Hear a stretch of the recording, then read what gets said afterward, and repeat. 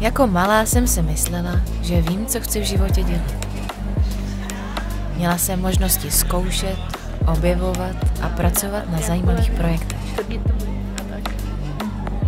S postupem času jsem se ale sama v sobě začala ztrácet. Ne každý projekt vyšel podle mých představ, ale bavilo mě to překonávání úskalí. Třeba tohle fakt nevyšlo.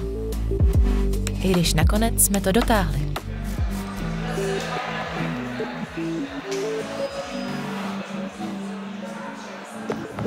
Takže co jsem to teda vlastně chtěla v životě dělat?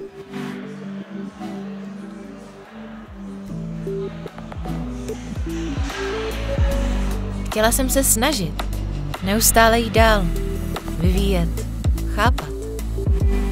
Nechtěla jsem to nikdy vzdát.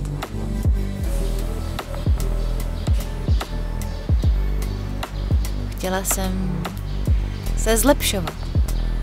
Zlepšovat životy kolem sebe. A být u toho sama sebou. Možná jsem na to přišla.